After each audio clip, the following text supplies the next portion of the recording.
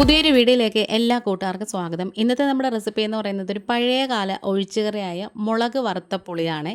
നല്ല ടേസ്റ്റാണ്. പെട്ടെന്ന് തന്നെ നമുക്കിത് റെഡിയാക്കുകയും ചെയ്യാം. നമുക്ക് എത്രത്തോളം രസം ആവശ്യമുണ്ടോ അത്രയും വെള്ളം നമ്മൾ എടുക്കണം.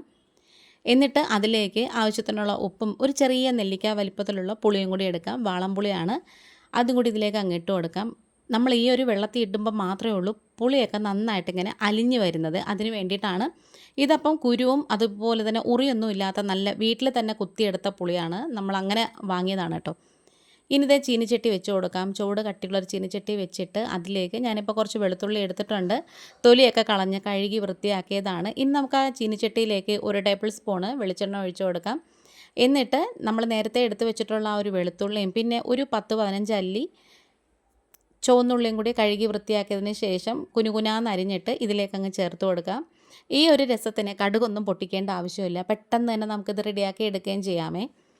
ഇനി ഇത് നമ്മൾ തീ ഒരു മീഡിയത്തിലും സിമ്മിലും ഇട്ടിട്ട് നന്നായിട്ട് ഇങ്ങനെ ഒന്ന് വഴറ്റി കൊടുക്കണം.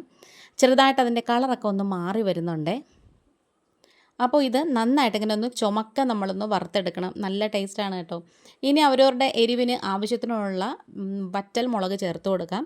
കുറച്ച് നല്ല ഡാർക്ക് കളറൊക്കെ വേണമെന്നുണ്ടെങ്കിൽ 1-2 പിരിയൻ മുളകും കൂടി ചേർത്താലും കുഴപ്പമില്ല. അതുപോലെ തന്നെ വെളുത്തുള്ളിയും ചുവന്നുള്ളിയും ഏകദേശം ഒരു പകുതി മുക്കാൽ വഴണ്ടതിന് ശേഷം മാത്രമേ നമ്മൾ മുളക് ഇട്ട് കൊടുക്കാവൂ. അല്ലെങ്കിൽ മുളക് ആദ്യമേ ചേർത്ത് കഴിഞ്ഞാൽ പെട്ടെന്ന് അങ്ങ് കരിഞ്ഞു പോകും. അതുപോലെ തന്നെ കറിവേപ്പിലയും ലാസ്റ്റൊക്കെ ഇട്ട് കൊടുക്കാവൂ. ഇപ്പോൾ ഇത് ഏകദേശം ഈ ഒരു പരുവമൊക്കെ ആയിട്ടുണ്ട്. ഇത്രത്തോളം മതി. ഇനി കളർ മാറിയാൽ ഒരു കരിഞ്ഞ ടേസ്റ്റ് വരും. അതുകൊണ്ടാണ്. ഇനി നമ്മളിത് ചൂടോടുകൂടി തന്നെ നമ്മൾ എടുത്ത് വെച്ചിട്ടുള്ള ആ പുളിയും ഉപ്പും ചേർത്ത വെള്ളം ഉണ്ടല്ലോ അതിലേക്ക് അങ്ങ് ഇട്ട് കൊടുക്കാം. ഓഫീസിലൊക്കെ പോകുന്നവരാണെന്നുണ്ടെങ്കിൽ തലേദിവസം രാത്രി ഇതേപോലെ റെഡിയാക്കി ഇടുന്നുണ്ടെങ്കിൽ അടുത്ത ദിവസം രാവിലെ നമുക്ക് കൈകൊണ്ട് ഞെവിടിപ്പിഴിഞ്ഞെടുക്കാനൊക്കെ നല്ല എളുപ്പമായിരിക്കും. പെട്ടെന്ന് കുതിർന്നിരിക്കും. അതുകൊണ്ടാണ്. അപ്പോൾ ഞാനിതിപ്പം ഏകദേശം ഒരു 2 മണിക്കൂറൊക്കെ കഴിഞ്ഞതിന് ശേഷമാണ് ഇത് ചെയ്യാൻ തുടങ്ങിയത്. ഈ ഒരു പുളിയും ഉപ്പും ചേർന്ന വെള്ളത്തിൽ കിടക്കുന്നതുകൊണ്ട് തന്നെ വറ്റൽമുളകൊക്കെ നന്നായിട്ട് കുതിർന്നൊക്കെ വന്നിട്ടുണ്ട്. പിന്നെ കൈ കൊണ്ട് നന്നായിട്ട് തിരുമിയെടുക്കണം.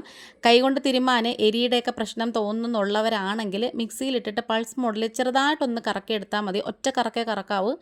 ഒരുപാടങ്ങ് കറക്കണമെന്നുണ്ടെങ്കിൽ അത് ഭയങ്കരമായിട്ട് അരിഞ്ഞ് പേസ്റ്റായി പോവും. ഇതുപോലെ അങ്ങനെ മുകളിൽ കിടക്കത്തില്ല കേട്ടോ.